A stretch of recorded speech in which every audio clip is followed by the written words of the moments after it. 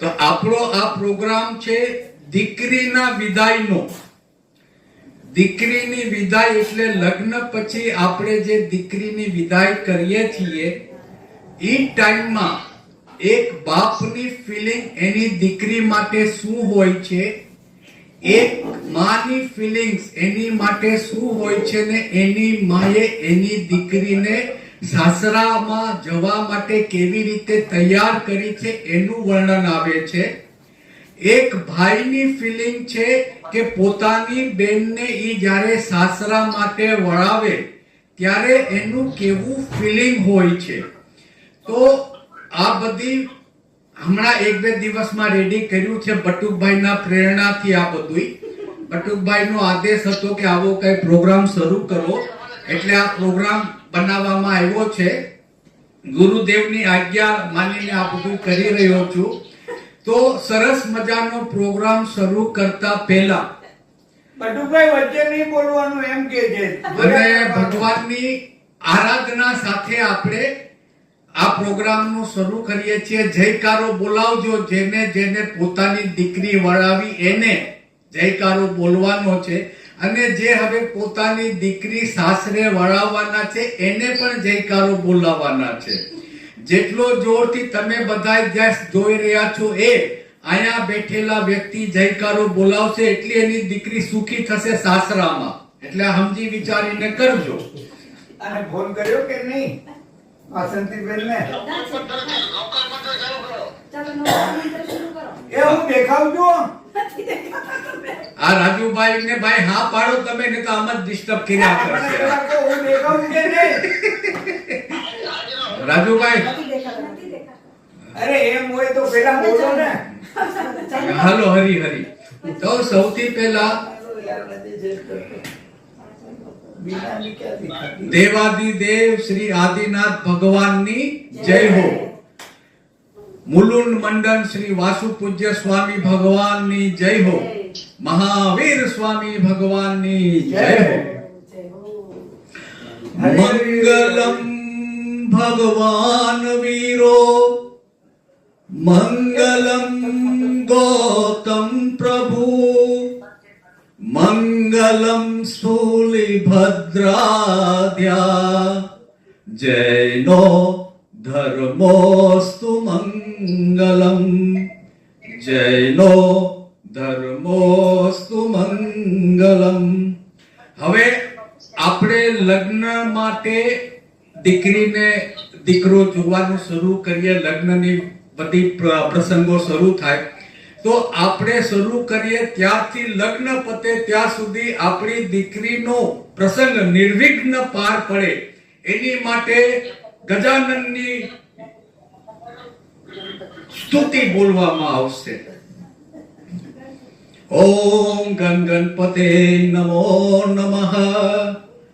વક્રતુંડ મહાકાય સૂર્યકોટિ સમપ્રભ નિર્વિઘ્નમ કુરુ મે દેવ સર્વ કાર્યેષુ સર્વદા. બોલો શ્રી ગણપતિ મહારાજ કી. કોણ કોણ બોલ્યું? હવે કોઈ પણ કાર્યની સફળતા માટે ગુરુદેવના આશીર્વાદ હોવા બહુ જરૂરી છે. ગુરુના આશીર્વાદ વગર કોઈ પણ કાર્ય સુખ રૂપે સંપન્ન નથી થતું. માટે હવે આપણે ગુરુ વંદના કરશું. ઓમ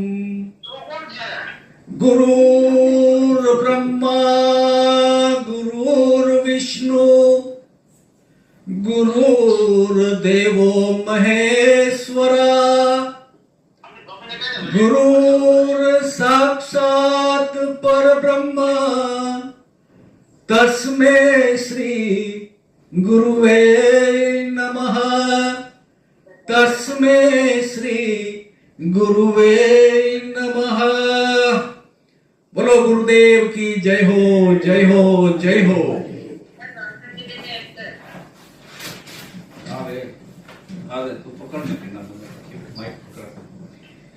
દીકરીના વિદાયના દિવસો તે દિવસથી જ શરૂ થઈ જાય છે જે દિવસથી આપણે દીકરી માટે દીકરો જોવાનું ચાલુ કરીએ છીએ. રાજુભાઈનું આ રેકોર્ડિંગમાં આવતું નથી. થોડું પાછળ લઈ લો. હા. યા તમે હવે ના ના હવે આય. કેતન લોકા. હા બસ. બસ બધા આવ્યો હા, હવે આવ્યો. દીકરીનો વિદાયનો પ્રસંગ એ દિવસથી જ ચાલુ થઈ જાય છે જે દિવસથી આપણે દીકરી માટે દીકરો ગોતવાનો શરૂ. બંધ કરો ભાઈ મોબાઈલ. એને ચાલુ કર્યો. હા હા હા. ચાલો ચાલો. સાચું ચાલુ. હા બધા યાર મારું હર હર હર કરે છે.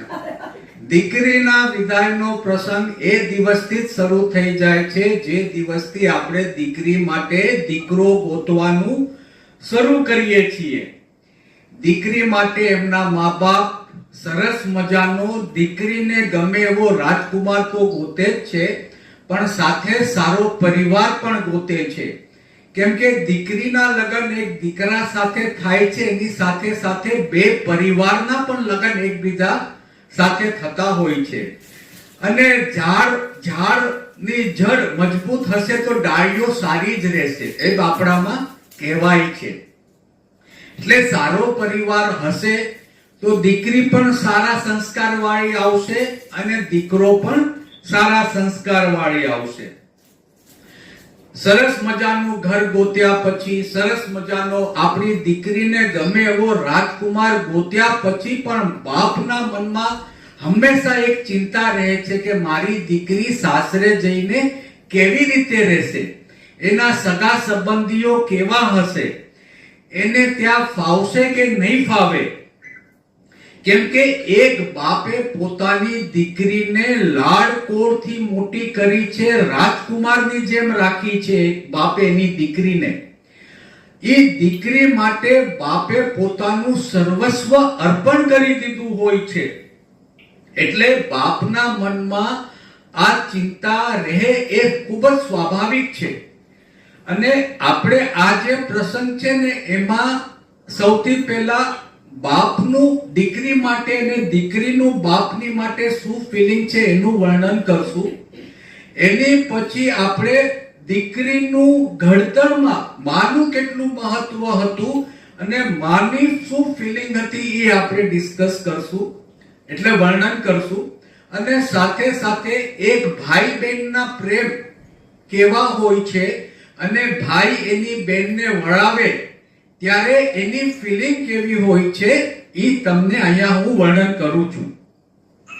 આજે બધા જ લોકો અહીંયા જે બેઠા છે દીકરીના બાપ છે, એક ભાઈના બેન છે, અને બધા જ લોકો આ ફિલિંગને પોતાની જાત સાથે એટેચ કરીને પોતાના ફેમિલી સાથે જોવાની ટ્રાય કરો તો એક સરસ મજાની ફિલિંગ આવશે. જેમ કે જાગૃતિની દીકરી જીલ છે, એ જીલ સાથે પોતાને એટેચ કરીને જોવે. આપણા રાજુભાઈની દીકરી અમર, શું નામ, આપણે ભાવિતાને મનાલી છે.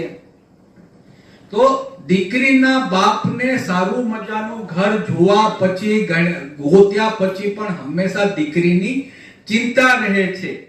કેમ કે કહેવાય છે કે દીકરો અને દીકરીમાં સર્વસ્વ કોણ, સૌથી સર્વોત્તમ કોણ, એમ લોકો પૂછે છે ઘણીવાર. તો આમાં એક વાત કહેવામાં આવી છે કે દીકરો મા બાપને સ્વર્ગમાં લઈ જાય છે. એટલે મા બાપનું મૃત્યુ થયા પછી જે હિન્દુ વિધિમાં પિંડદાન વગેરે કરવામાં આવે છે ને બીજું કાંઈ થતું હોય છે, તો એની માટે દીકરો શ્રાદ્ધ ક્રમ કરે છે ને મા બાપને સ્વર્ગ સુધી પહોંચાડે છે. પણ સ્વર્ગને ઘર આપણે દીકરી માટે, આ દીકરીના પ્રસંગ માટે આપણે ભેગા થયા છીએ તો આમાં ઘણી બધી દીકરી માટે વાતો કરશું. પણ સ્ત્રી જ્યારે એક દીકરીનો જન્મ થાય છે ત્યારે એ ટોટલ 4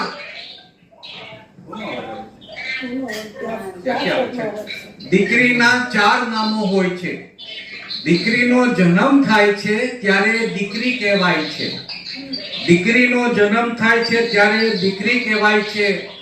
ઈ મોટી થાય છે, પોતાના ભાઈ સાથે રમતી હોય છે ત્યારે એનું નામ બેન પડે છે, એટલે ત્યારે એ બેન કહેવાય છે.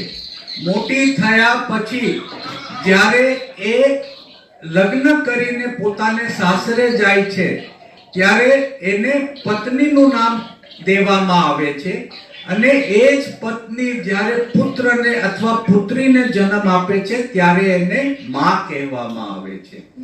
આમ દીકરીના 4 વર્ગીકરણ થયા છે. એની પછી તો ઘણા બધા સગા સંબંધો થતા હોય છે, જેમ કે કાકી છે, મામી છે, ફૈબા છે, પણ મેન આ 4 વર્ગીકરણ છે: દીકરી, બેન, પત્ની અને માં. હવે બેનનો તમને હું દાખલો આપું. એક પરિવારમાં મા બાપ કોઈ બીમારીથી ગુજરી ગયા. દીકરી ત્યારે કઈ 10-11 વર્ષની અને દીકરો હતો કઈ 2-2.5 વર્ષનો. એકલો ગેપ હતો. મા બાપ ગુજરી ગયા, સગા સંબંધી આવે, ઢાંઢસ બંધાવે એને, પણ રોજનું ખાવા પીવાનું કોણ આપે? તો દીકરીએ મજૂરી કરવાની શરૂ કરી. હવે મજૂરી પણ એ કેવી રીતે કરે કે ઘરે ભાઈને મૂકીને તો આવી ન શકે, કે ભાઈ એકલો નાનો છે, કેવી રીતે રહે? તો પોતાના વહા ઉપર કપડો બાંધીને ભાઈને લઈને મજૂરી કરવા જતો, અને મજૂરી કરીને એ જેને જે પૈસા મળે એ પૈસાથી પોતાનું ને ભાઈનું ગુજરાન ચલાવતી. તો એકવાર એક વ્યક્તિએ કીધું કે બેટા, તું આટલી બધી મજૂરી કરે છે તો તારા ભાઈને તું ઘરે મૂકીને આવ. તું મજૂરી બી કરે છે ને આવડું ભાર પણ ઉપાડે છે. તો એ દીકરી રોવા માંડે છે અને એ કહે છે કે જે દિવસે મને મારા ભાઈનો ભાર લાગશે ને એ દિવસથી ભાઈ બહેનના સંબંધો ખતમ થઈ જશે.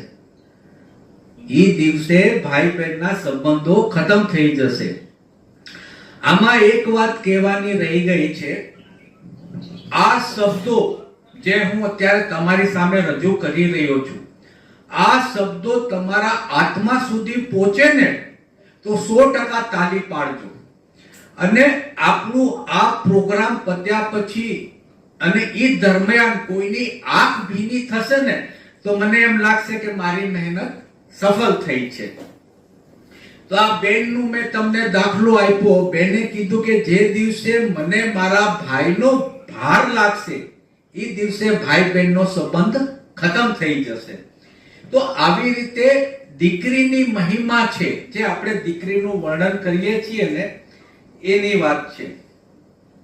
હવે દીકરીના લગ્ન થાય છે, પત્ની બનીને પોતાના સાસરે જાય છે. પોતાની જાતને બીજા ઉપર સમર્પિત કરી દે. પોતાની જાતને બીજા ઉપર સમર્પિત કરી દે. પોતે ઘસાઈ જાય છે, પણ પોતાના પતિનું અને પરિવારનું પ્રેમથી પાલન પોષણ કરે છે, ધ્યાન રાખે છે. એનું નામ છે પત્ની. જે બીજાના સુખમાં સુખી થાય અને બીજાના દુઃખમાં દુઃખી થાય એનું નામ છે પત્ની. હવે આ જ દીકરી જ્યારે માં બને છે, 9 મહિના પોતાના કોખમાં બાળકને સાચવીને રાખે છે, એનું ધ્યાન રાખે છે. ખાવા પીવામાં પણ એ પરહેજી પાડે છે કે એના બાળક ઉપર પેટમાં અસર ન થાય. હાલવા ચાલવામાં બધાયમાં ધ્યાન રાખે છે કે બાળક ઉપર ખોટી અસર ન પડે. કોઈ કારણસર એ દીકરી બીમાર પડે છે તો દવા પણ એ માટે નથી લેતી કે પોતાના બાળકના જે એના પેટમાં છે એની ઉપર કોઈ સાઈડ ઇફેક્ટ ન પડે. આટલું બધું આ માં બનવાના ટાઈમમાં ધ્યાન રાખે છે. હવે આ ગર્ભની પીડા ખૂબ જ અસંખ્ય હોય છે. અમે પુરુષ લોકો છે, અમે આનું ફીલિંગ ન કરી શકીએ. તમને આ બધાયનું, લેડીઝોને ખાસ ફીલિંગ આ બધાયનું આવતું હોય છે કે કેવી પીડા હોય છે. હવે આમાં દીકરીનું સમર્પણ જોવું. જે દીકરીએ, જે પત્ની, જે માં બનવાની છે, 9 મહિના સુધી પોતાના પેટમાં બાળકને રાખ્યો, એને સાચવ્યો, એને જન્મ આપ્યો, છતાં બાળકના નામની સાથે બાપનું નામ જોડાય છે, માનું નામ નથી જોડાતું. આટલું મોટું સમર્પણ કોઈ કરતું હોય તો આ દેશની મહિલા છે, સ્ત્રી છે, જે આટલું બધું સમર્પણ કરે છે. પોતાના ઘરમાં જે દીવો કરે ને એને દીકરો કહેવાય છે. પોતાના ઘરમાં જે દીવો કરે એને દીકરો કહેવાય છે. બીજાના ઘરમાં દીવો કરે એને દીકરી કહેવાય છે. તો આ દીકરીની મહિમા છે. થઈ ગયું ને બધું? હાલો ફરી ફરી. અને દીકરી માટે કહું છું કે ભગવાને મનુષ્યને ઘણી બધી ભેટો આપી છે. ઘણી બધી. આખું શરીર સહી સલામત આપ્યું છે, પરિવાર આપ્યો છે, ધન દોલત પૈસા, રહેવા માટે ઘર, ખાવા માટે અસંખ્ય વાનગીઓ આપી છે. પણ ભગવાને આપેલી સર્વોત્તમ ગિફ્ટમાં અગર કોઈ ગિફ્ટ હોય તો એ દીકરી છે. એનીથી વિશેષ કોઈ ગિફ્ટ ભગવાન આપી જ ન શકે. દીકરી સર્વોત્તમ ગિફ્ટમાંથી એક છે. ભગવાનને જે વ્યક્તિ વધારે પ્રિય હોય, ભગવાનને જે વ્યક્તિ વધારે પ્રિય હોય અને ભગવાનને જેની ઉપર ભરોસો હોય કે મારા દ્વારા દીધેલી દીકરીને આ વ્યક્તિ બરાબર સાચવી શકશે, એને રાખી શકશે, એ જ વ્યક્તિના ઘરે ભગવાન દીકરીનો જન્મ આપે છે. એ જ વ્યક્તિના ઘરે ભગવાન દીકરીનો જન્મ આપે છે. હવે આપણે દીકરીની વાતો આગળ પણ ઘણી. દીકરી નાની હોય કે મોટી હોય, એ ગમે એટલી જીદ કરે અને એ ટાઈમમાં ધમપછાડા કરતી હોય કે મારે અત્યારે જ જોવે છે ને આજે જ જોવે છે ને તમે નવી નથી દેતા પપ્પા. એ ટાઈમમાં પપ્પા એને કહે ને બેટા હું કાલે લાવી દઈશ. તો એ જે આ પપ્પાની આ વાતને માની લે ને એનું નામ દીકરી. આ જગ્યાએ દીકરો હોય તો ધમપછાડા કરે પપ્પાને ત્યારે ને ત્યારે લાવવું પડે ને. દીકરીને સમજાવો એટલે દીકરી માની જાય. એટલે જે વ્યક્તિ માની જાય એનું નામ દીકરી. પણ એક વાત છે સાહેબ, દીકરીને ગમે તેટલું આપો એ ઓછું છે. એ જ્યારે માગે ત્યારે એને આપો. કેમ કે લગ્ન પછી તમે ગમે એટલું આપશો ને હંમેશા એમ જ કહેશે પપ્પા આની શું જરૂર હતી, મારી પાસે છે ને. એટલે દીકરીની બધી જ ઈચ્છા એની પૂરી કરો. આ દુનિયામાં કોઈ પણ બાપ એવો નથી જે પોતાની દીકરીની ઈચ્છા પૂરી ન કરે. ભલે એના ખિસ્સા ખાલી હશે, ભલે એની પાસે ઈ લેવાનું સામર્થ્ય નહીં હોય, પણ ગમે એટલી મહેનત કરીને પોતાની દીકરીની ઈચ્છા પૂરી કરે એનું નામ બાપ છે. એકવાર કોઈએ દીકરીને પૂછ્યું કે તને ભગવાન વધારે ગમે છે કે પપ્પા વધારે ગમે છે? તો સ્વાભાવિક છે દીકરી એમ જ કે કેમ કે મેં તો ભગવાનને જોયા નથી, પપ્પા જ. તો કે મને તો પપ્પા વધારે ગમે છે. તો એટલે પૂછું કેમ? પપ્પા ગમે છે તો શું કામ? કારણ આપ મને. તો કે ભગવાન તો સુખ અને દુઃખ બંને આપે છે, પણ મારા પપ્પા મને ખાલી સુખ આપે છે. આ દીકરી છે. હવે દીકરીના લગ્ન જેમ જેમ નજીક આવતા જાય છે, વિદાયના દિવસો જેમ કેમ કેમ કે આપણે છોકરો ગોતવાનું ચાલુ કરીએ ને ત્યાંથી એના વિદાયના દિવસો શરૂ થઈ જાય છે.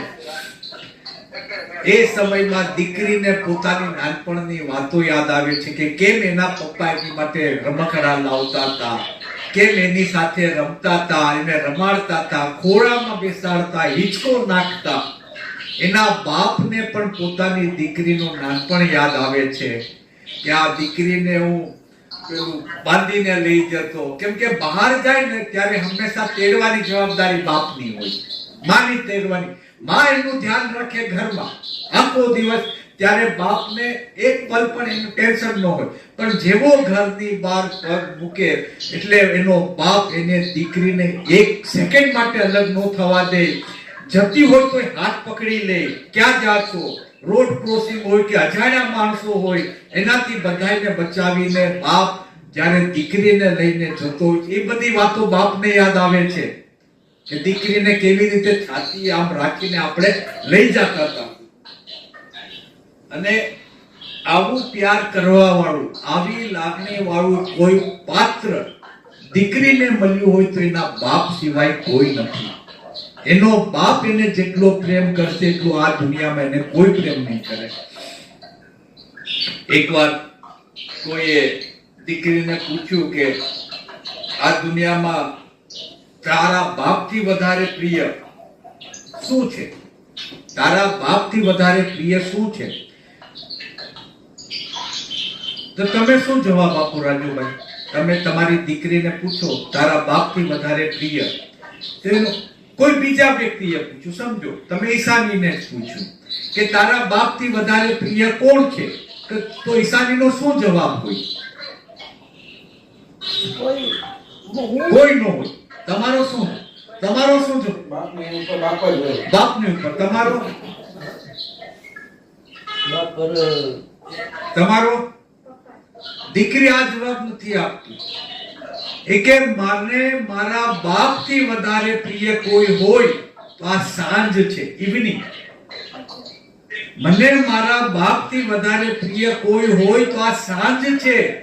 કેમ કે મારા બાપ મારી માટે રમકડા લાવે છે, પણ આ સાંજ રોજ મારી પાસે મારા બાપને લાવે છે. આખો દિવસ કામ કરતો હોય છે બિચારો એ વ્યક્તિ. જ્યારે દીકરી એમ કહે છે કે મારા બાપ કરતા વધારે પ્રિય કોઈ હોય તો મને આ સાંજ છે, કેમ કે આ સાંજ મારા બાપને ઘરે લઈને આવે છે. એક બાપ માટે દીકરીને વિદાય કરવું અઘરામાં અઘરું કામ છે.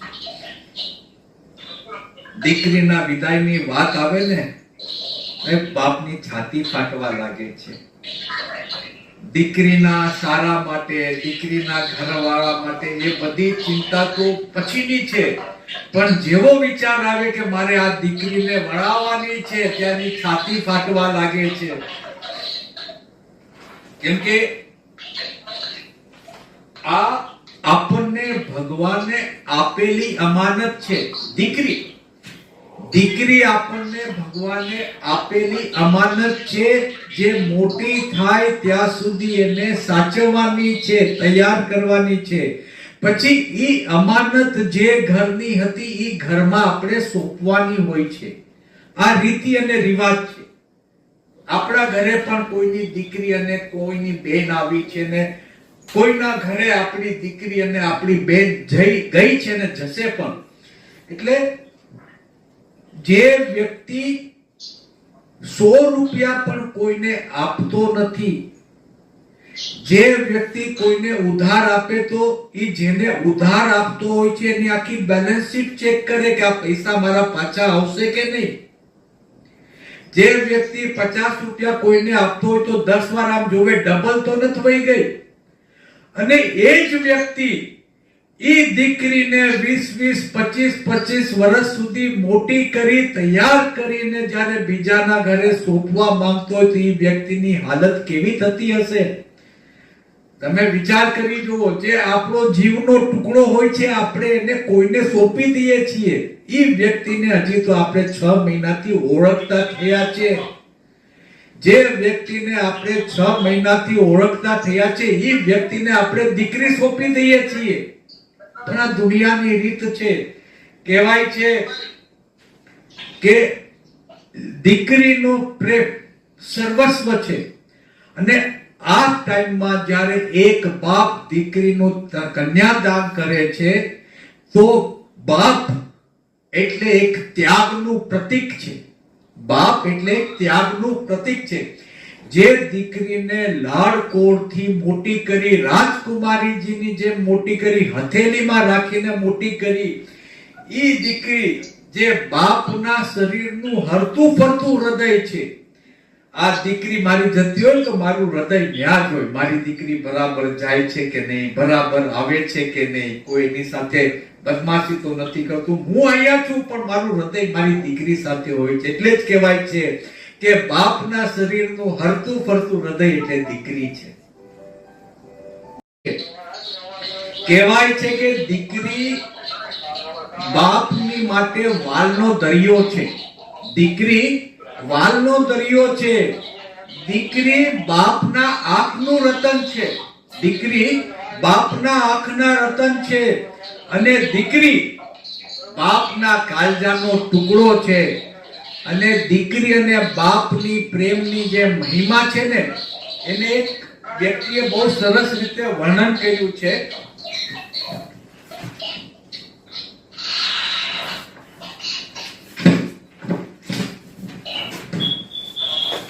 આ એક સરસ મજાનું ગીત છે અને એમાં બાપની દીકરી માટેની શું ફિલિંગ છે એ બહુ સરસ મજાનું કવિએ વર્ણન કર્યું છે. અરે કાલ જાકે રો કટકો મારો ગાંઠથી છૂટી ગયો, કાલ જાકે રો કટકો મારો ગાંઠથી છૂટી ગયો, મમતા રૂવે જેનું વેલું માં, મમતા રૂવે જેનું વેલું માં વીરડો ફૂટી ગયો, કાલ જાકે રો કટકો મારો ગાંઠથી છૂટી ગયો, કાલ જાકે રો કટકો મારો.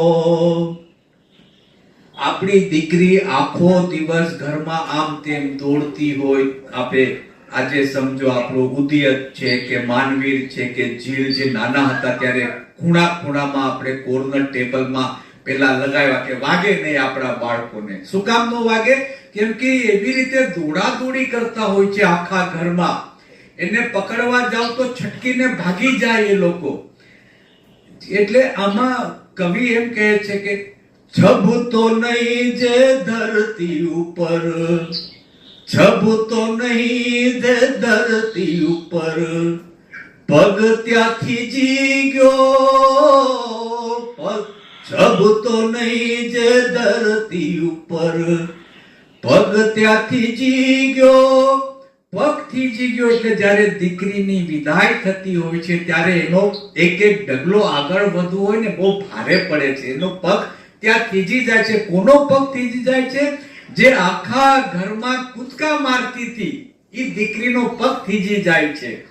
અરે છબતો નહીં જે ધરતી ઉપર, પગ ત્યાંથી જી ગયો, ડુંગરા જેવો ઉમરો એણે, અરે ડુંગરા જેવો ઉમરો એણે માણ માણ ઓળંગ્યો, ડુંગરા જેવો ઉમરો એને. ડુંગરા જેવો બધાયના ઘરમાં ઉમરો હોય છે, 1 ઇંચ હોય છે. પણ એ 1 ઇંચનો ઉમરો જ્યારે આપણે દીકરીને વિદાય ઘરેથી લગ્ન મંડપમાં લઈ જાય છે સવારે મંડપ મુહૂર્તના વખતે કે પછી દીકરીને ઘરે નથી આવવાનું, એ ટાઈમમાં 1 ઇંચનો ઉમરો એને ક્રોસ કરતા પણ ટાઈમ લાગે છે દીકરીને. અરે છબતો નહીં જે ધરતી ઉપર, પગ ત્યાંથી જી ગયો, ઉમરા જેવો ડુંગરા જેવો ઉમરો એણે માણ માણ ઓળંગ્યો, કાલ જાકે રો કટકો મારો ગાંઠથી છૂટી ગયો. આપણી દીકરી આપણા ઘરમાં હોય ને જેમ તેમ ફરતી હોય. પેલાના જમાનામાં અંબોડો બાંધીને રહેતા હતા બધા દીકરીઓ, અને નાનપણમાં ઈ અંબોડો વગેરે ન બાંધે, જેમ તેમ રહેતી હોય, ઘરમાં ફરતી હોય. ફળિયા હતા ત્યારે બધાના ઘરમાં, ફળિયામાં ફરતી હોય.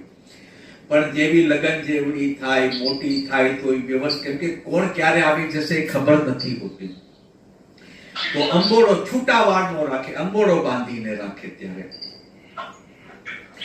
એનો બાપ એને કહે છે કે બેટા તું એવી રીતે નહીં કર, એવી રીતે સાવધાનીથી રહેવાની તારે જરૂર નથી, તું જેમ છો એમ રહે.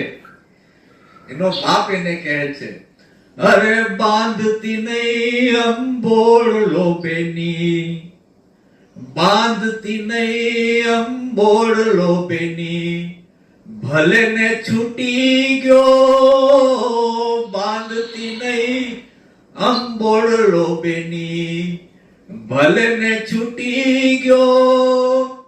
રાહુ બની ઘૂંઘટડો મારા, રાહુ બની ઘૂંઘટડો મારા, ચાંદ ને ગળી ગયો કાળજા કેરો કટકો મારો, ગાંઠથી છૂટી ગયો કાળજા કેરો કટકો મારો. દીકરી લગ્ન મંડપમાં બેઠી હોય ને, હવે તો બધાય કોઈ જાન ઓલું કાઢતા નથી, શું કહેવાય, લાશ કાઢતા નથી. પહેલાના જમાનામાં તો ઘૂંટો તાળીને બેસતી. ઈ ટાઈમમાં બાપ એને કહે છે, અરે રાહુ બની ઘૂંઘટડો મારા, ચાંદ ને ગળી ગયો કાળજા કેરો કટકો મારો.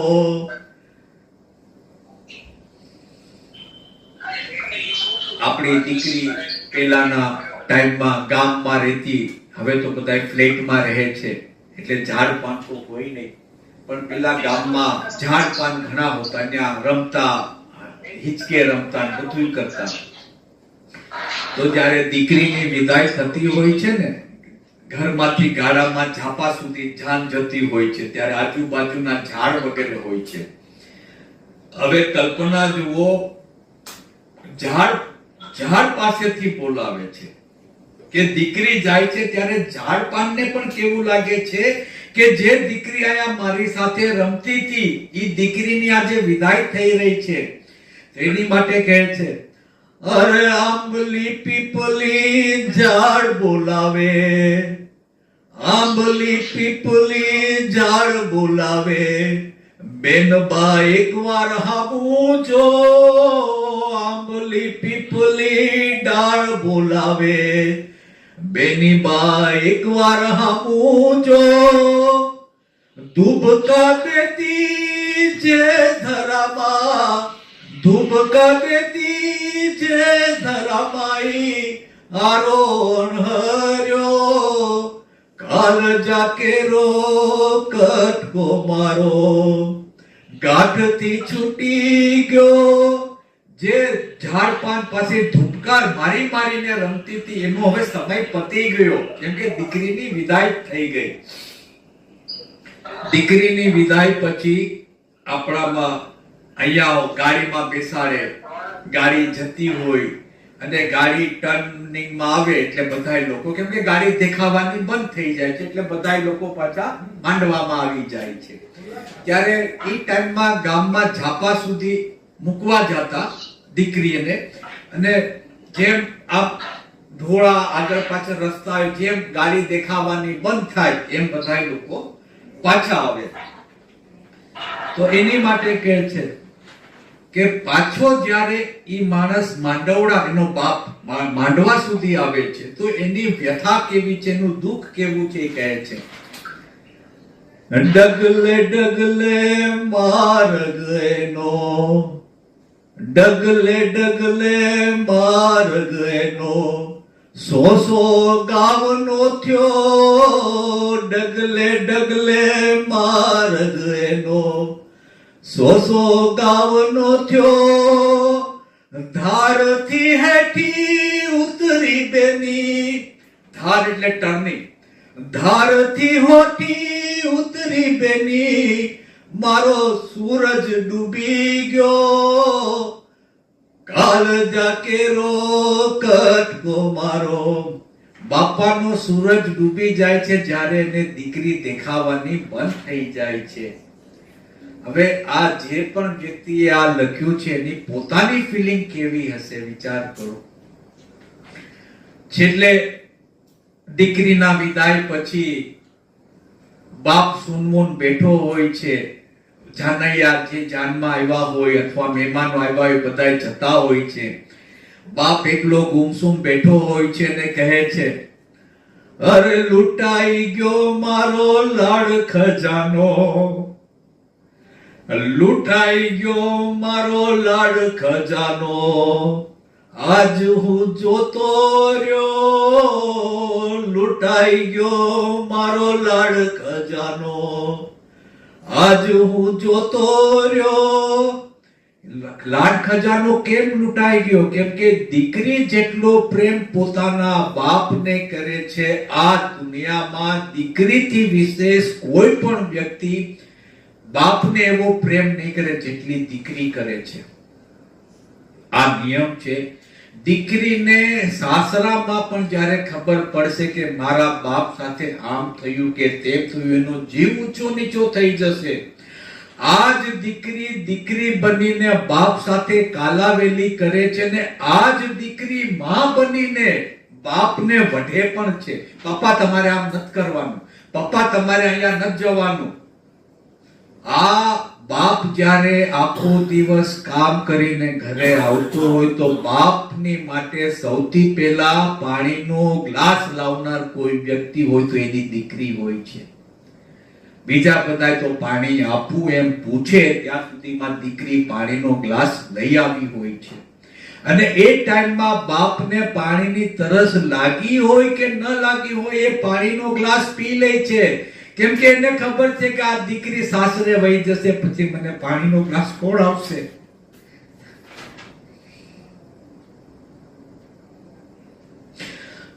લૂંટાઈ ગયો મારો લાડ ખજાનો, આજ હું જોતો રહ્યો.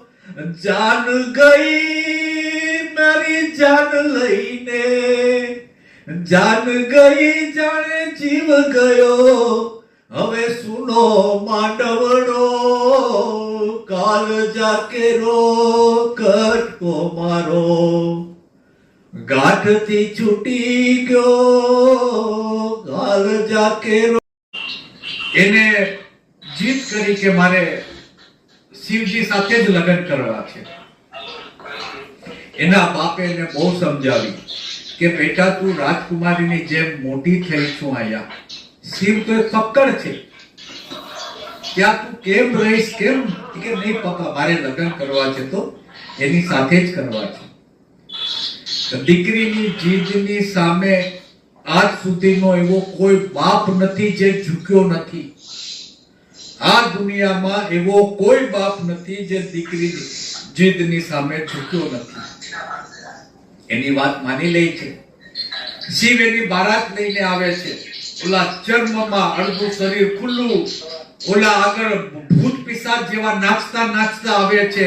એના ગણધરો બધાય ભૂત પિશાચ એ બધા લોકો. તો શિવ આપણે સતીની માતા હોય છે ને, હિમાલયની પત્ની, એ બારાતને જોઈને બેહોશ થઈ જાય છે. એવું બારાત હતું. બારાત એટલે જાત. લગ્ન થઈ જાય છે, લગ્ન પતી જાય છે. પછી હિમાલય, હવે શિવની સાથે કોઈ વડીલ તો હતું નહીં, કેમ કે શિવ પોતે જ વડીલ હતો. શિવ એટલે ભોલેનાથ, ભગવાન ભોલેનાથ. હિમાલય આવીને શિવને હાથ જોડે છે કે હે ભોલેનાથ, મારી દીકરીને મેં રાજકુમારીની જેમ મોટી કરી છે, બહુ લાડકોડથી મોટી કરી છે, તમે એનું ધ્યાન રાખજો. એક ટાઈમમાં હિમાલય જેવો હિમાલય રોવા માંડે છે. જે આટલો મોટો પહાડ છે, એવી જ રીતે રાજા જનકનો દાખલો છે. રાજા જનક એટલે વૈદેહી કહેવાય. વૈદેહી એટલે શું તમને ખબર છે? તમે સાક્ષી રૂપે બધું જુઓ છો, શરીરમાં છો પણ શરીરમાં નથી. રાજા છે પણ સંત છે. એને દુનિયા સાથે કોઈ લેવા દેવા નહીં. સૂક્ષ્મ સાક્ષી રૂપે જ બધું જોવાનું. આ મારું છે, આ તારું છે એવું કાંઈ નહીં. એ વૈદેહી થઈ ગયું. શરીરથી પાર, શરીર સાથે કાંઈ. એ વૈદેહી. એ વૈદેહી જ્યારે સીતાના વિદાયનો સમય આવે છે ત્યારે રામને કહે છે, હવે જનક રાજાને તો કલ્પના જ નહોતી કે મારી દીકરી વનમાં જશે. જે દીકરીને રાજકુમારીની જે મોટી કરી છે, લાડકોડથી પ્રેમથી રામ પાસે આવે છે, દશરથ પાસે આવે છે કે ભગવાન મારી દીકરીને મેં બહુ પ્રેમથી મોટી કરી છે. એ ટાઈમમાં રાજા જનક પોતાની દીકરીની આંખની સાથે આંખ નથી મિલાવતા. એ રાજા જનક દશરથને ને રામને કહે છે કે મારી દીકરીને મેં બહુ પ્રેમથી મોટી કરી છે, તમે એનું જતન કરજો, એને ધ્યાન રાખજો, એને તકલીફ નહીં પડવા દેતા. એકાએક રાજા દશરથની નજર એની દીકરી સાથે સામે સામે મળી છે ને રાજા જનકનું રુદન ફૂટી જાય છે. એ દીકરી સાથે આંખ નહોતા મિલાવવા માંગતા કેમ કે રોવા નહોતા માંગતા. અને રુદન ફૂટી જાય છે તો એના મોઢામાંથી અવાજ આવે છે કે હે ભગવાન, તમે દીકરીનું સર્જન જ શું કામ કર્યું? આ પીડા હતી રાજા જનકની, જે વેદેહી હતા, જે સાક્ષી રૂપે આખી દુનિયાને જોતા હતા, પણ પોતાની દીકરીની વિદાયમાં એ સાક્ષી રૂપે ન જોઈ શક્યા. આ રાજા જનક.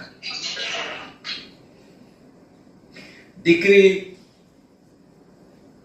ભલે સાસરે જાય, દીકરી દુનિયાના કોઈ પણ ખૂણામાં હોય, દીકરીનો પહેલો પ્રેમ અને છેલ્લો પ્રેમ એનો બાપ છે અને બાપ જ રહેવાનો છે. પછી એના પરિવારમાં એનો દીકરો આવે કે એનો વર આવે, એના બાપની જગ્યા આ દુનિયામાં કોઈ નથી લેવાનું. એવી જ રીતે બાપના મનમાં જે દીકરી માટે પ્રેમ છે, ઈ પ્રેમની જગ્યા આ દુનિયામાં કોઈ નથી છીનવી શકવાનું. અને આની જ માટે કહેવાય છે કે દીકરી સમર્પણ છે ને બાપ ત્યાગની મૂર્ત છે. આની માટે બહુ સરસ ગીત, બહુ સરસ આ જો તમે લાડકીનું ગીત છે ને,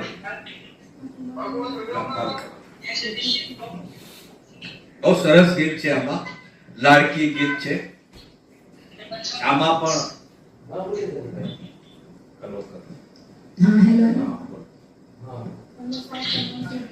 डोरी खींची डोरी पलक की तूने मोरी मेरे सपनों को झुलाया सारी रात. भले बगिया तेरी छोड़ी, भले निंदिया तेरी चोरी, बस इतनी तिसिया तू रखियो मेरी बात. तेरी लाड़की में, तेरी लाड़की में, तेरी लाड़की में रहूंगी, छोड़ूंगी ना तेरा साथ. तेरी लाड़की में, तेरी लाड़की में, तेरी लाड़की में छोड़ूंगी ना तेरा हाथ. हे मारी लाड़की रे, ओरे ओ परेवड़ा तू काले उड़ी जाज रे.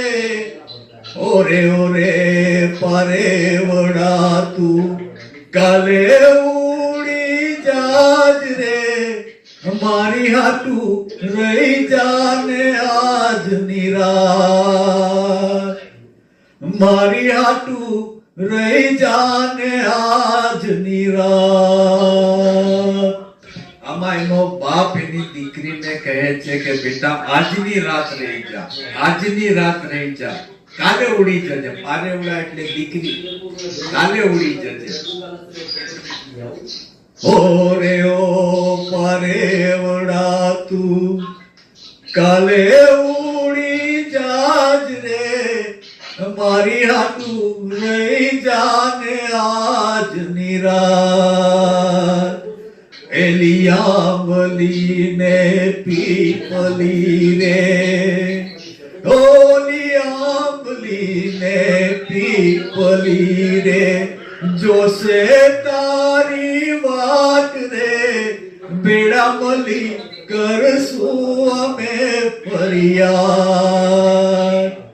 મારી લાડકીને ખમા ઘણી, મારી દીકરીને ખમા ઘણી. મારી લાડકી રે નાનકડી રહી જાને આજ નિરાત.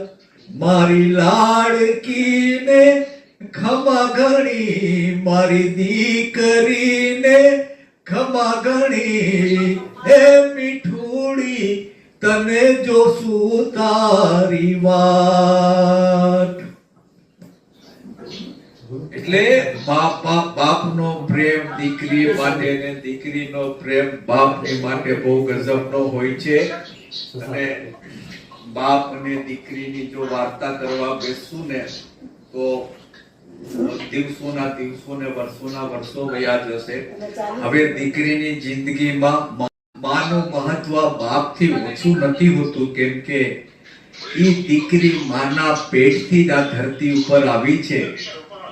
જે માએ 9 મહિના દીકરીને કોખમાં રાખી છે, જેનું આપણે અગાઉ પણ વાત કરી, ગમે એટલી પીડા હોવા છતાં પણ માં નથી કરતી, કેમ કે એક દીકરીનો, એક દીકરાનો, એક બાળકનો જન્મ થવાનો છે.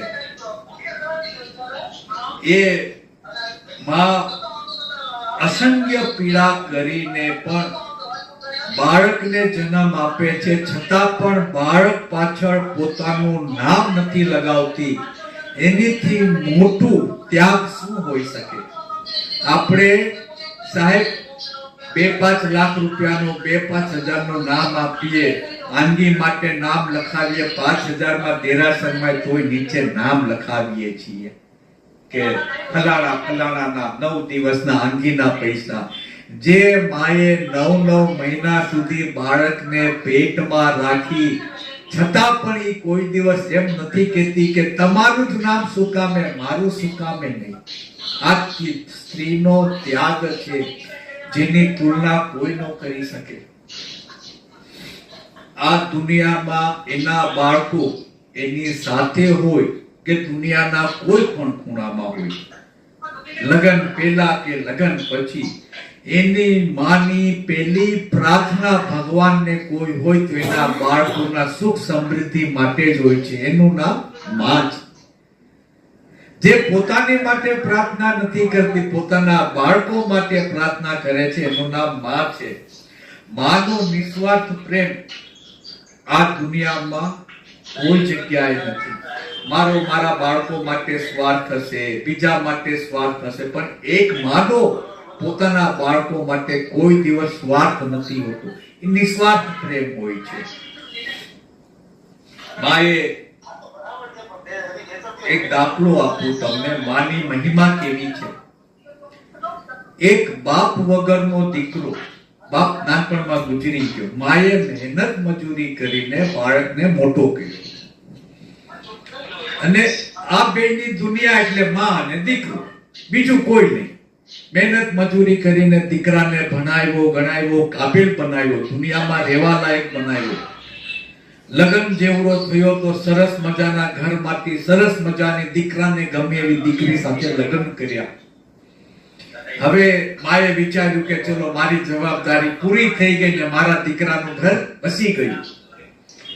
હવે કોઈ કારણસર અમુક ઝાડમાંથી મીઠી કેરી આવે ને એની સાથે સાથે કોઈ વાર ખાટી કેરી પણ આવી જાય. તો આ દીકરી ખાટી કેરી હતી, જેની બહુ હતી. તો એને એની માની સાસુ સાથે ફાવ્યું નહીં, તો જુદા રહેવા વયા ગયા. એની દીકરાએ એની માને કીધું કે માં આમ ખાય છે, કે કઈ વાંધો નહીં બેટા, તું જુદો રહેવા વહી જા, હું તને રાજી જોઈશ તો હું અહીંયા રાજી થઈ જઈશ. હવે વિચાર કરો, જે દીકરાને મોટો કર્યો બાપ વગર મહેનત મજૂરી કરીને, એ દીકરો જુદો થાય છે ને એની માં કહે છે કે તને રાજી જોઈને હું રાજી થઈ જઈશ. આવું કોઈ હશે કોઈ જગ્યાએ? હવે જુદા થયા પછી પણ એની પેલી વહુ ને એની માં સાસુ ખટકતી, અને આ વહુએ એના વરને એકદમ બરાબર પોતાના મોહજાલમાં ફસાવી દીધો હતો. બરાબરનો બહુ જેમ કે એમ કરે.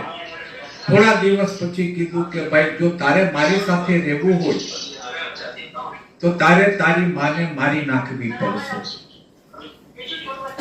અને તે એને મારી છે કે નથી મારી એના પ્રૂફ માટેનું હૃદય કાઢીને તારે મારી પાસે આવવું પડશે, અને ફટાફટ આવવું પડશે, ને તો મારા પિયરે વહી જઈશ.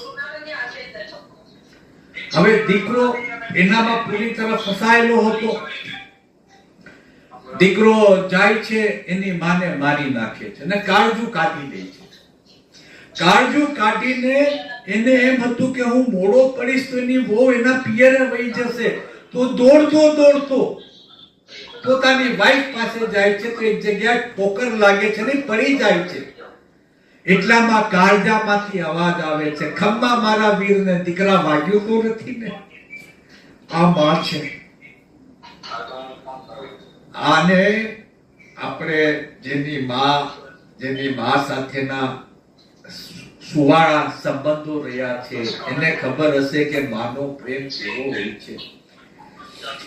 એવી જ રીતે હમણાં એપ્રિલ મહિનામાં 2-3 અઠવાડિયા પહેલા જબલપુરમાં એક શિપ ડૂબી ગયું. એના પિક્ચરો આખા ઇન્સ્ટામાં બધાયમાં વાયરલ થયા છે. એ માએ પોતાના નોર્મલી શું તમે પાણીમાં ડૂબો ને તો મારા હાથ પગ હલવા લાગે, આ એક નિયમ છે.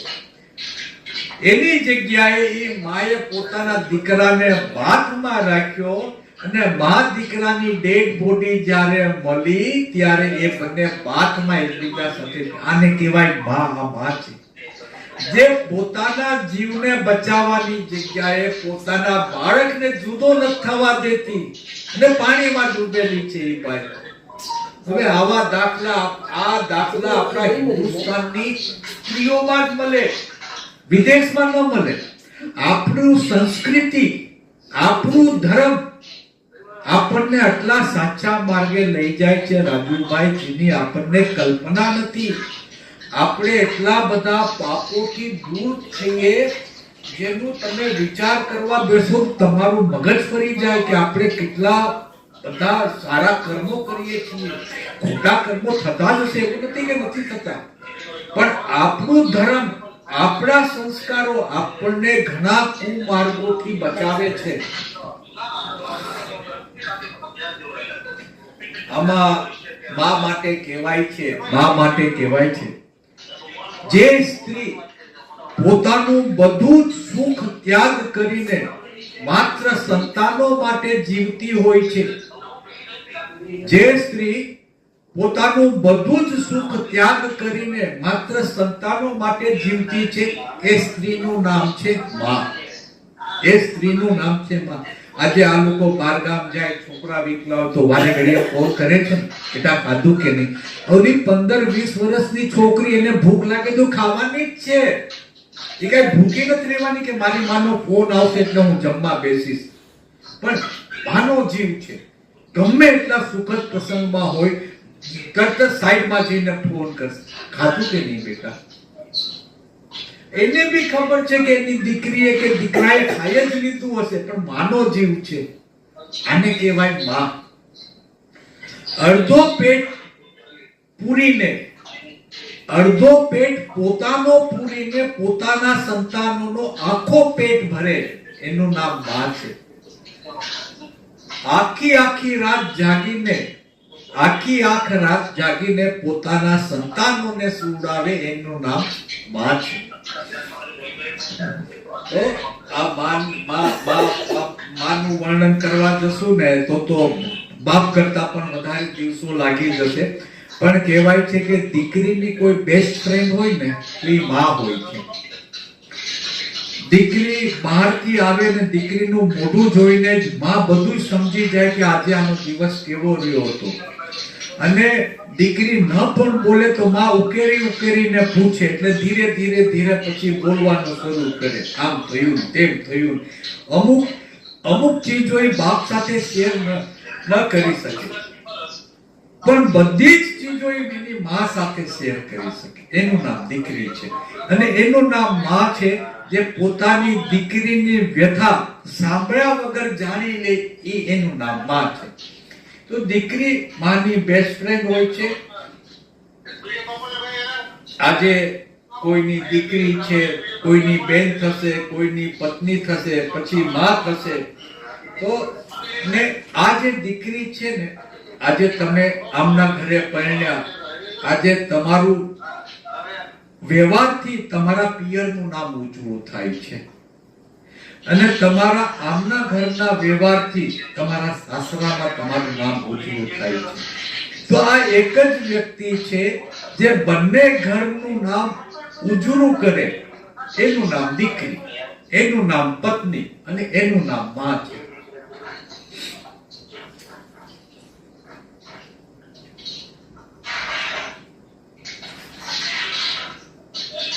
દીકરીને માં દરેક રીતે તૈયાર કરતી હોય છે, કેમ કે લગ્ન કરીને સાસરે જવાનું હોય છે.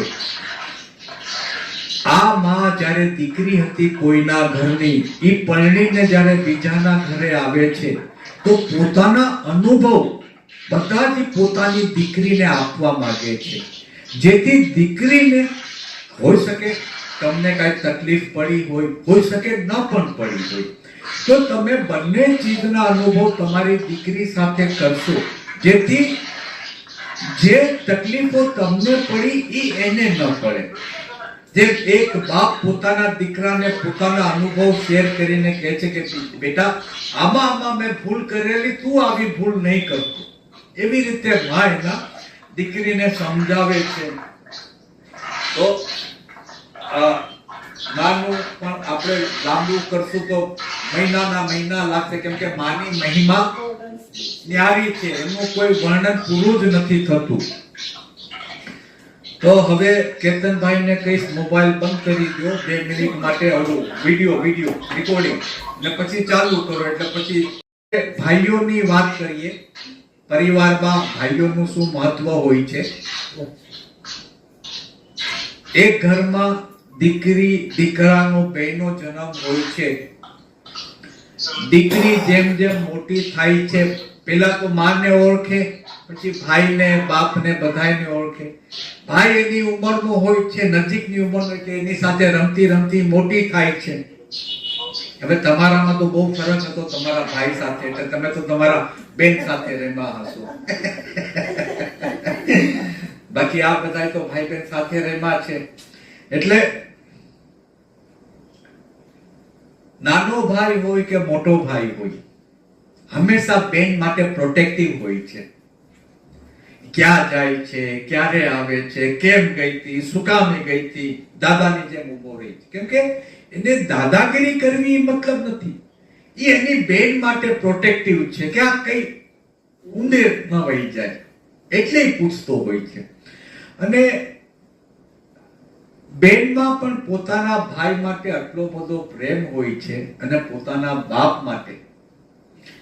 બેન જ્યારથી સમજણી થાય અને જીવે ત્યાં સુધી તમે એક શબ્દ પણ એના ભાઈ વિરુદ્ધ, એના બાપ વિરુદ્ધ અથવા એના પરિવાર વિરુદ્ધ બોલીને જુઓ, 4 દિવસ સુધી તમારી સાથે ઝઘડો કરશે. કહેવાનો મતલબ શું છે કે બેનને સાસરામાં આવ્યા પછી 50 વર્ષ પણ થઈ ગયા હોય, છતાં પણ એ દીકરી પોતાના ભાઈ, પોતાના બાપના વિરુદ્ધ એક શબ્દ નહીં સાંભળે. ભલે એના ભાઈને 10 વર્ષથી મળી નહીં હોય, 20 વર્ષથી એના બાપને નહીં જોયો હોય, પણ એના બાપ માટે અને એના ભાઈ માટે કોઈ શબ્દ નહીં સાંભળે. એનું નામ છે દીકરી, એનું નામ છે આ બેન. તો એ બેન, ભાઈ બેન બધા સાથે મોટા થાય છે. તો બેનને સૌથી પહેલો જે પ્રેમ થાય છે ને, પોતાના ભાઈની સાથે થાય છે.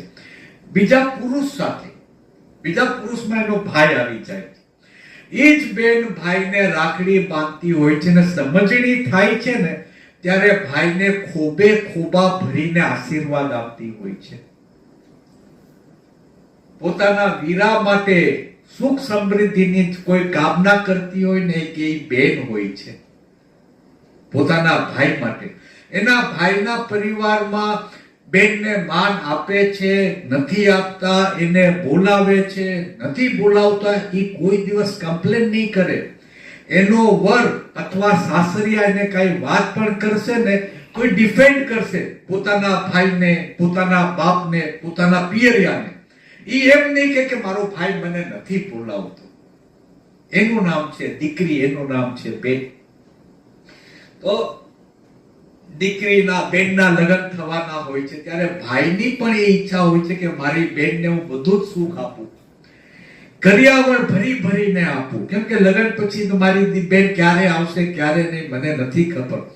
અને ભાઈ હોય, બાપ હોય, પોતાના સામર્થ્યથી વધારે પોતાની બેનને અને દીકરીને હંમેશાથી આપતા આવ્યા છે.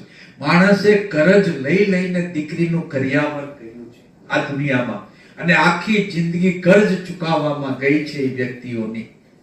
એવા દાખલાઓ છે આ દુનિયામાં. તો ભાઈ નાનો હોય, માં કામે લાગેલી હોય, બેન રોતી હોય, તો માં આવીને ઘોડિયામાં નાખી જાય કે બેટા હિંચકો નાખજે ને. ઈ ભાઈ નાનો હોવા છતાં પણ બેન જ્યાં સુધી ન સુવે ત્યાં સુધી હિંચકો નાખતો હોય, એનું નામ ભાઈ છે. ભાઈ નાનો હોય કે મોટો હોય, એની બેનનું જતન એક બાપની જેમ કરે છે. એક બાપની જેમ ઈ બેનને લાડ લડાવે છે. ઠીક છે, ખોળામાં નથી બેસાડતો, ઘોડે નથી ચડતો, કે બે સરખી ઉંમરના છે, પણ એક ભાઈ પોતાની બેનને એક બાપની જેમ લાડ લડાવે છે, અને આખી જિંદગી પોતાની બેન માટે ચિંતા કરે છે, વિચાર કરે છે. એના સાસરામાં સુખી હોય કે દુખી હોય, પણ હંમેશા એના ધ્યાનમાં એની બેન હોય અને હોય જ. કોઈક જ એવા ભાઈ હશે જેને બહેનો ભાઈઓ સાથે ન, બાકી કોઈ પણ ભાઈ એવો નથી જે પોતાના બેનના સુખ માટે પ્રયત્ન ન કરતો હોય. આમ જેમ દીકરીના લગ્નની શરૂઆત થાય છે,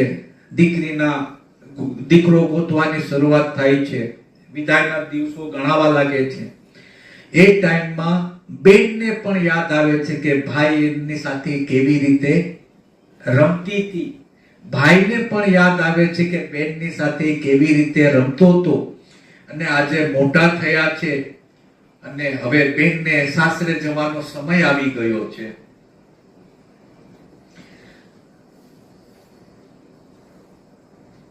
હવે બેન રૂપી જે અમાનત એમના ઘરમાં હતી, એમના ઘરે પહોંચાડવાનો ટાઈમ આવી ગયો. કેમ કે બેનને પોતાના મનમિત, પોતાનો મનનો રાજકુમાર મળી ગયો છે. અને ઈ ભાઈ જે સાથે રમતો ઈ ભાઈને પણ ખ્યાલ ન આવ્યો કે આ મારી ગુડિયા જેવડી નાની બેન ક્યારે મોટી થઈ ગઈ ને આજે લગ્નના આંગણે આવીને ઊભી રહી ગઈ છે.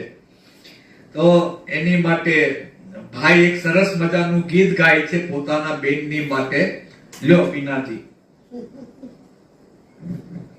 પેલો ચશ્મા હરી હરી.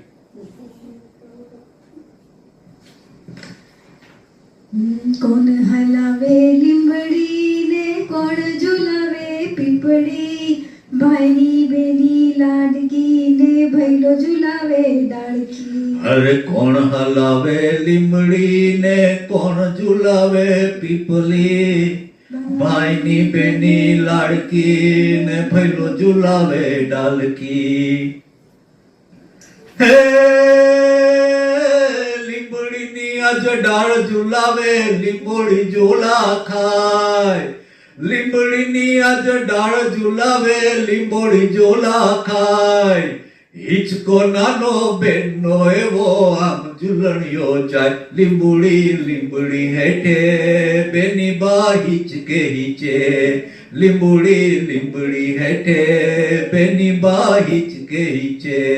આમાં ભાઈ અને બેન જ્યારે એકબીજાની સાથે રમતા હોય છે ને ગામમાં, તો ઝાડમાં ઓલું કપડું બાંધે, બેનને સુવડાવે, બેનનો હિંચકો નાખે, તો આ ભાઈને યાદ આવે છે બેન બાને આવી રીતે અમે રમતા હતા, આવી રીતે અમે લીંબોડીમાં બાંધીને રમતા હતા.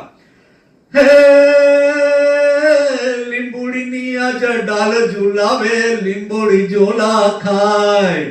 હિચકો નાનો બેનનો એવો આમ ઝૂલણિયો જાય. લીંબડી હેઠે બેની બા હિચકે હિચે. લીંબડી હેઠે બેની બા હિચકે હેઠે. કોણ હલાવે લીંબડી ને કોણ ઝુલાવે પીપલી, ભાઈની બેની ઝુલાવે ડાળકી. હાલો ઓર નથી કહ્યું, તમે ફરી વાર ગાઓ. ના વાંધો નહીં. હાલો કઈ વાંધો નહીં. આજ હિચોડું બેનડી તારા હેત કયા ના જાય. આજ હિચોડું બેનડી તારા હેત કયા ના જાય. મીઠડો વાયુ આજ બેની તારા હિચકે બેસી જાય, કોયલ ને મોરલા બોલે બેની બાનો હિચકો ડોલે, કોયલ ને મોરલા બોલે બેની બાનો હિચકો ડોલે. કોણ હલાવે લીંબડી ને કોણ ઝુલાવે પીપળી, ભાઈની બેની લાડકી ને ભાઈનો ઝુલાવે લાડકી. ફરીથી બોલો. કોણ હલાવે એ લીંબડી ને કોણ ઝુલાવે પીપળી, ભાઈની બેની લાડકી ને ભાઈનો ઝુલાવે ડાળકી, ભાઈનો ઝુલાવે ડાળકી. ઈ ઝૂલે બેનડી થોડી ઝૂલે. આમાં અને હવે છેલ્લે જ્યારે દીકરીનો વિદાયનો સમય આવે છે તો દીકરીની સૌથી નજીક કોઈ હોય છે તો દીકરીના ભાઈની વાઈફ હોય છે. કેમ કે એની ઉંમરની હોય છે, એની સાથે રહેલી હોય છે, ભાભી સાથે બધી જ વાતો કરતી હોય છે, મનમાં ચિંતા થતી હોય, તકલીફો થતી હોય તો એની ભાભી એને સમજાવે છે, જો હું પણ બીજાના ઘરેથી આવી, આ ઘરમાં એડજસ્ટ થઈ ગઈ, એમ તું પણ જઈને એડજસ્ટ થઈ જવાની છો. અને હવે તો તને ગમે એવો તારો મનનો મિત મળ્યો છે, તમે સાથે પણ ફર્યા છો, તમે એકબીજાને ઓળખી બી ગયા છો, તો હવે તો કોઈ ચિંતા જેવી વાત નથી. છતાં પણ એ શું કે ભાભી મને બહુ ડર લાગે છે, બહુ ચિંતા થાય છે, શું થશે, કેમ થશે. ત્યારે એની ભાભી એને બધું સમજાવે છે. અને દીકરીના વિદાય વખતે છેલ્લે કંકુમાં હાથ ભીના કરીને દિવાલ ઉપર થાપા લગાવવામાં આવે છે. ઈ થાપા દ્વારા આ ઘરની લક્ષ્મી આજે બીજાના ઘરની લક્ષ્મી થઈ રહી છે. એ માટે પોતાના ચીનો આ ઘરમાં મૂકીને જાય છે, જેથી એના બાપનું ને એના ભાઈનું ઘર સમૃદ્ધિથી ભરેલું રહે. આ દીકરીનો ત્યાગ જોવો, જેમ ઘણીવાર ચોખા ફેરવે છે. અને એની માટે કંકુના થાપા મારે છે. દીકરીની આપણે ભાભી દીકરીને કહે છે કે ચિંતા નહીં કરો બેના, તમારું બાપનું આ ઘર, તમારા આ ભાઈનું ઘર તમારું હતું, તમારું જ રહેશે. તમે ગમે ત્યારે આવો, 24 કલાક માટે તમારું ઘર ખુલ્લું છે, તમે અમને ગમે ત્યારે બોલાવશો, અમે હાજર થઈ જશું. એમ કરીને ઈ બેનને ઢાંઢસ બંધાવે છે કે એ સુખ રૂપે વહી જાય. હવે આ દુનિયામાં કહેવાય છે કે દુનિયાના કોઈ પણ નદી અને સાગર, રાજુભાઈ ધ્યાન આપજો, મોબાઈલ બંધ કરો. દુનિયાના કોઈ પણ નદી અને સાગર તમે પગ ભીના કર્યા વગર પાર કરી શકો. દુનિયાના કોઈ પણ નદી અને સાગર તમે પગ ભીના કર્યા વગર પાર કરી શકો. પણ દુનિયાના એવા કોઈ પણ લગ્નની વિદાય એવી નથી થઈ જ્યાં માણસ રોયું ન હોય. ઘરવાળા તો રોવે છે, આવનાર લોકો મહેમાનોની પણ આંખ ભીની થઈ જાય છે. આ મંગલ કરુણ રસ છે. આ જેમ વીર્ય રસ હોય એમાં મંગલ કરુણ રસ છે. હવે આ જગતની રીત રિવાજ જ એવી છે કે આપણે દીકરીને વિદાય કરવાની જ હોય, એની અમાનત જે જગ્યાએ છે એ જગ્યાએ પહોંચાડવાની જ હોય. તો દીકરીની ભાભી એક ગીત ગાય છે. ઈ ગીત બીનાજી ગાશે. લાસ્ટ બોલી હરી હરી.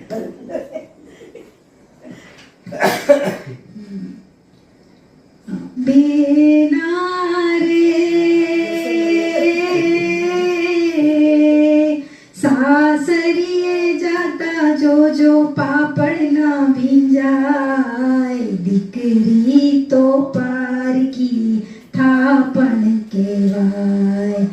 દીકરીને ગાય દોરે ત્યાં જાય, દીકરી તો પારકી થાપણ કહેવાય. બેના રે સાસરીએ જાતા જોજો પાપણ ના ભીંજાય, દીકરી તો પારકી થાપણ કહેવાય. બેની તા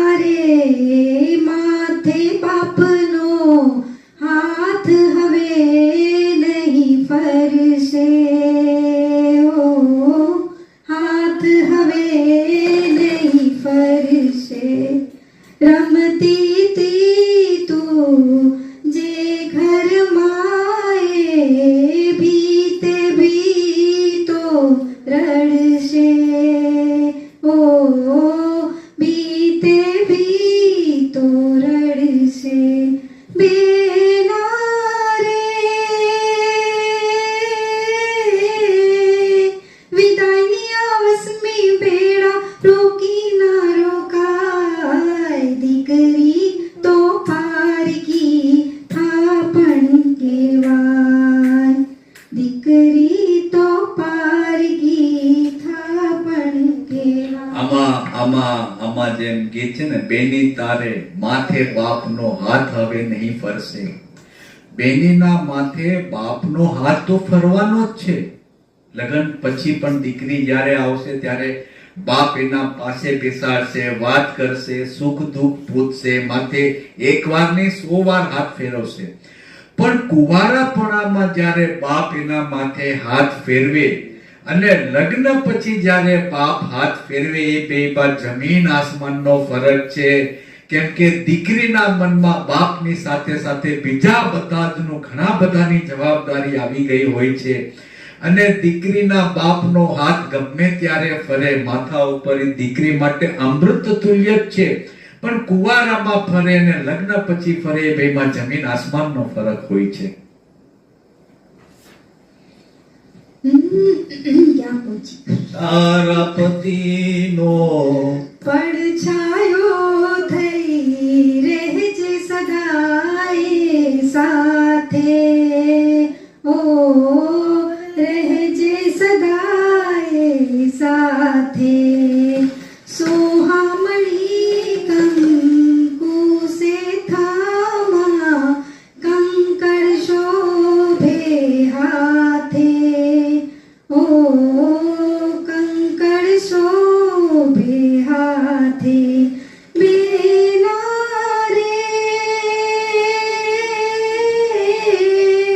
તારી આવેણીના ફૂલો કોઈ દી ના કરમાય. દીકરી તો પારકી થાપણ કહેવાય. દીકરી તો પારકી થાપણ કહેવાય. બેના રે સાસરીએ જાતા જોજો પાપણ ના ભીંજાય. દીકરી તો પારકી થાપણ કહેવાય. આમાં કહેવામાં આવે છે કે તારા પતિનો પડછોયો થઈને રહેજે. પડછાયો થઈને રહેજે મતલબ તારા પતિના સુખમાં દુઃખમાં સાથે રહેજે. એને મનગમતી વાતો કરજે, મનગમતી ભોજન બનાવજે, એનું ધ્યાન રાખજે.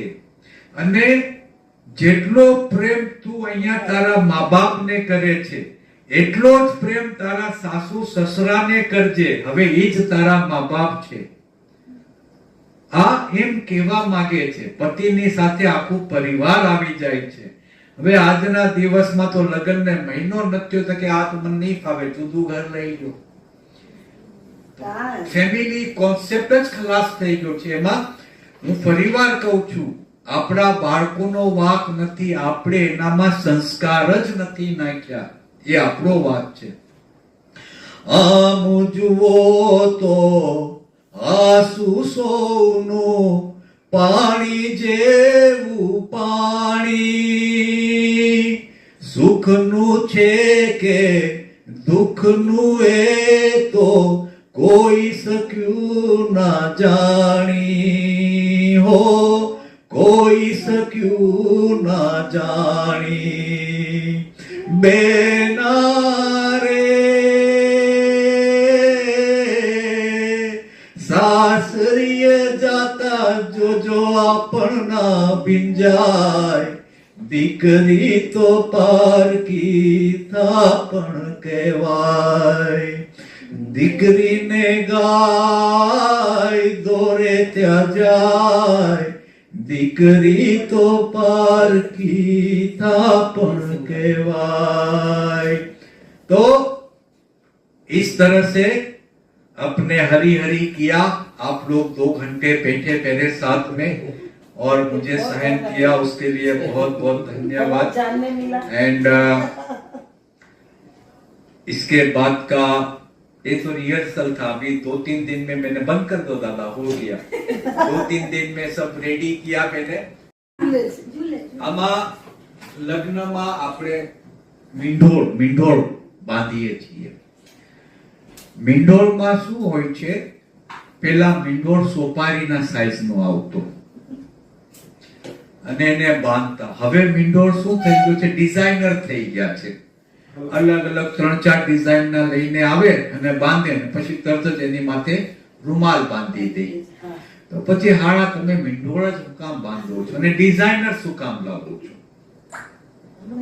આ સાથે સાથે પોખણા હોય છે। પોખણા કેટલી જાતના પોખણા હોય છે તમને ખબર છે? તમે જો પોખો છો તમારા જમાઈને 4 જાતના, એ કયા કયા હોય છે? દિશા બધી બતાવો। તમે આ બધું એક્ચ્યુઅલી શું છે, આમાં તમારો કે મારો કોઈનો વાંક નથી। આપણે આપણા સંતાનોને આ સંસ્કાર જ નથી આપ્યા। પછી આપણે શું કે ડબ્બા જેવી છો, કઈ ભાન નથી પડતી। પણ તું પોતે ભાન વગરની છો, તે તારા સંતાનોને સંસ્કાર કેમ ન આપ્યા કે બેટા આમ થાય, સસરામાં આમ રહેવાય, મર્યાદામાં કપડા પહેરાય? એ તમારે સંસ્કાર આપવાના છે। પછી તમે તમારી દીકરીનો વાંક કાઢો, હારીને કઈ ભાન નથી પડતી। 4 જાતના પેલા પોખણા હોય છે। પેલું પોખણું હોય છે ઘોસરું, બીજું પોખણું હોય છે રવાઈ, ત્રીજું પોખણું હોય છે ત્રાત, અને ત્રીજું હોય છે સાંભેલું, અને ચોથું હોય છે ત્રાત। એમાં પોતાની સાસુ દીકરાને બધી કહે છે કે આ સંસારમાં તું આવ્યો છે, હવે મારી દીકરી સાથે લગ્ન કરવાનો છે, તો તમે બંને જણા મળીને સારા વિચારો કરીને સંસારને સારું આપજો। એની પછી રવાઈ આવે છે। રવાઈ બતાવીને કહે છે કે હવે તમે બંને જણા મળીને સંસારનું ગાડું ચલાવજો। ત્રીજું આવે છે સાંભેલું, કે આ સંસારમાં સુખની સાથે દુઃખ પણ મળશે। લોકો તમારી વિવેચના આલોચના બી કહેશે, કટુ વચન પણ કહેશે, રસ્તામાં ચાલશો તો તમને કાકરા પથ્થર બી વાગશે, એની તૈયારી રાખજો। અને ચોથું આવે છે ત્રાત। તો આ ચારેય આવી રીતે કહેવામાં। પછી ઇન્ડિયા આવે છે, 4 જગ્યાએ ફેંકવામાં આવે છે। પછી ચીપટીઓ આવે છે। ચીપટીઓ એટલે શું, જે વરરાજાના નીચેનું એક આમ હોય ને કોળિયા હોય બે। એ કોળિયો એટલે શું ખબર છે તમને? એક કોળિયું સસરાના સાઈડનું અને એક કોળિયું હોય એના બાપાના સાઈડનું। એટલે કોળિયાની અંદર કાઈ મગ ને ચાવલ ને એવું બધું ભરેલું હોય ને દોરાથી બાંધેલું હોય। વરરાજાના પગ પાસે એટલે મૂકવામાં આવે છે કે વરરાજો એ કોળિયાને તોડીને બંને માટીને ભેગી કરી દે કે બેટા હવે તારા સસરા અને તારા બાપાનો પરિવાર એક થયો છે, તારે બંનેનું ધ્યાન રાખવાનું છે। આવી કોની ખબર છે? આજના દિવસમાં સાહેબ દીકરી એના બાપને કહે છે કે પપ્પા તમે રોતા નહીં, તમે રોશો તો મને રોવું આવી જશે ને મારો મેકઅપ બગડી જશે। આ સમય થઈ ગયો છે। અને આ મંગલ દારૂનો રસ કહેવાય। દીકરીનો વિદાય એટલે મંગલ દારૂનો રસ કહેવાય। જો દીકરીના લગ્નમાં જ તમે નહીં રોવો તો ક્યારે રોશો? છતાં આ આજનો જમાનો થઈ ગયો છે। હવે આજના જમાનામાં આપણે બાળકોના હિસાબે ચાલવાનું છે। આપણા રુદન કરતા મહત્વનું એનું મેકઅપ થઈ ગયું છે રાજુભાઈ। આ દુનિયા થઈ ગઈ છે। પેલા તો ઓલી દીકરી જાનમાં મંડપમાં બેસતી ને તો છેલ્લે જ્યારે વિદાય થતી હોય ને ત્યારે આમ લાજ કાઢેલી હોય, ગણપતિ દાદાને પ્રણામ કરતા હોય ને 2 હાથે આમ છેડો પકડ્યો હોય લાજનો। તો કોઈ વ્યક્તિ કહે છે કે બેટા 2 હાથથી શું કામ પકડ્યો છે? એટલો કઈ પવન નથી આવતો કે લાજ ઉડી જાય તારી? અને લાજ ઉડી બી જાય તો તારા અહીંયા સસરાવાળા કોઈ નથી બેઠા કે તારી લાજ ઉડી જાય? તો કે નહીં બાપ, એની માટે નથી બેઠો। એક હાથમાં મારા બાપની આબરૂ છે ને એક હાથમાં મારા સાસરાની આબરૂ છે। એ બેયની આબરૂને મેં મારા હાથેથી પકડીને એ માટે રાખી છે કે મારા થકી મારા બાપની ને મારા સસરાની આબરૂ ન જાય. આ દીકરીઓ હતી આપણી. હવે આજની દીકરીને જુઓ શું હાલત થઈ ગઈ છે. હજી તો ટાઈમ એ કે ચાંદલો નાનો કરજો, મમ્મી ફોટા પાડવાના છે. અરે ભલી થાય તારી માની. તમે ફોટાના ચક્કરમાં જે ફોટા તમે આખી જિંદગી પડાવી શકવાના છો. આ લગ્ન પ્રસંગ ફરીવાર નથી આવવાનો, પણ ફોટા પડાવવાના છે. આ દુનિયા થઈ ગઈ છે. આજે કન્યાદાન થાય એ પહેલા વરરાજ આપણે દીકરીનો બાપ દીકરાના જમાઈના પગનો અંગૂઠો ધોવે છે અને દીકરીના પગનો પણ અંગૂઠો ધોવામાં આવે છે. તો લોકો શું કે જમાઈનો પગ ધોવાનો હોય, જમાઈનો અંગૂઠો તો એ જમાઈનો અંગૂઠો ન ધોતો. આપણા હિન્દુ શાસ્ત્ર મુજબ જ્યારે તમે લગ્ન મંડપમાં દીકરો અને દીકરી આવે ત્યારે દીકરો વિષ્ણુનો સ્વરૂપ હોય છે, ભગવાન નારાયણનો સ્વરૂપ હોય છે અને દીકરી મહાલક્ષ્મીનો સ્વરૂપ હોય છે. એટલે આપણે લોકો ભગવાન વિષ્ણુના અને મહાલક્ષ્મીના પગનું ધોવન કરીએ છીએ, જમાઈનું નથી કરતા. હવે આને કોણ સમજાવે?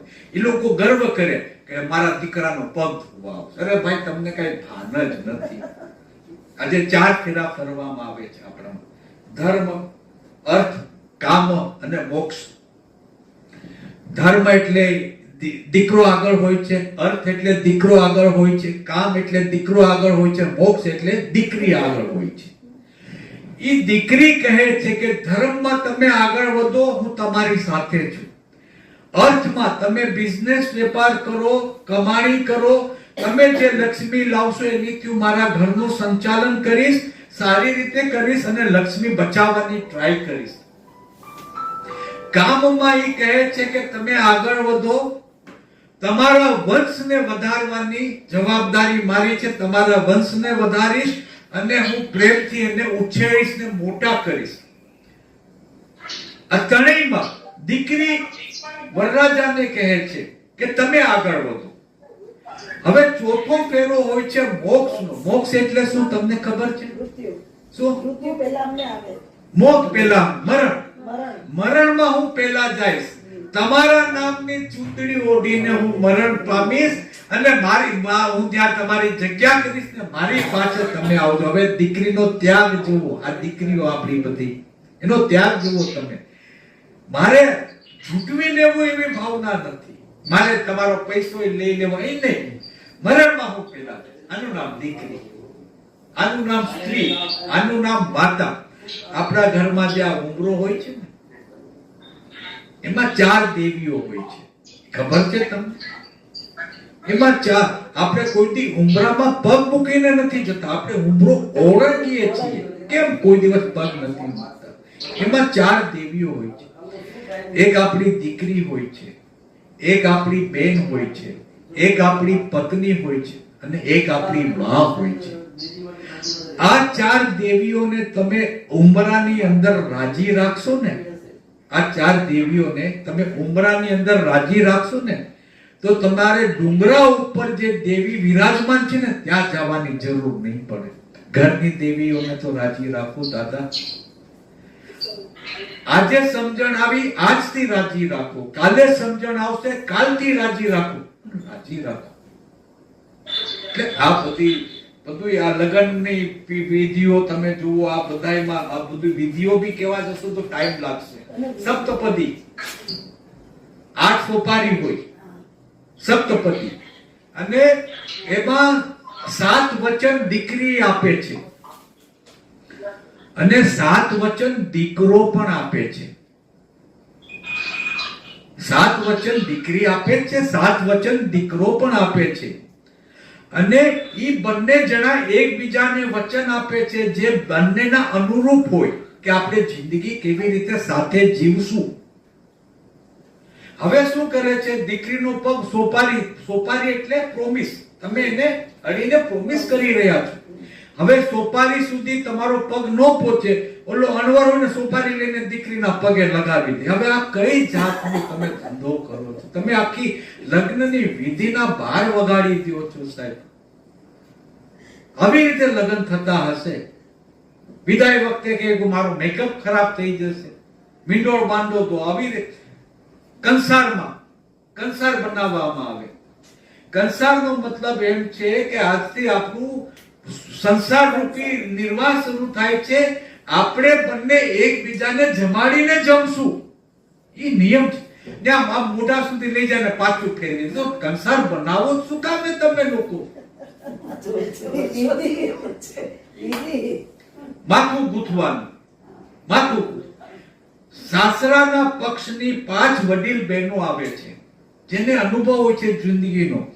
એને સાઈડમાં લઈ જાય, બાજુના રૂમમાં લઈ જાય ને એને સારી સારી વાતો પોતાના અનુભવની કરે છે, જેથી દીકરી, આવનારી દીકરીનું જીવન સુખમય રહે. માથું ગૂંથવું, હવે માથું તો ગૂંથેલું જ છે, એનું કઈ માથું ખોલીને ગૂંથવાનું નથી. એ ન્યા જઈને એને વાતો કરે અને પછી જયારે આવે તો કે થઈ ગયું, હા અમે પેથી તેલ વાળી દીધું, એમ કહેવામાં આવે છે. એટલે અમે દીકરીને સમજાવી દીધી. આ દીકરીઓને ખબર નથી. આવું થાય છે. આમ આમ કાનમાં કહેતા હોય એમ પાછળ. ના ના હવે કોઈ એ સૌભાગ્યવતી છે. કાનમાં કહીને જયારે દીકરીનો ફેરાપતિ હોય ને ત્યારે દીકરીના કાનમાં આવીને બબ્બે જણા આવીને કે કૃષ્ણ રૂકમણી જેવું સૌભાગ્ય થજો, નર વિષ્ણુ લક્ષ્મી જેવું સૌભાગ્ય થજો, શિવ પાર્વતી જેવું અખંડ સૌભાગ્યવતી થજો, એવી બધી વાતો કરે. એટલે આ બધી વાતો બહુ લાંબી છે દક્ષાબેન, અને આમાં શું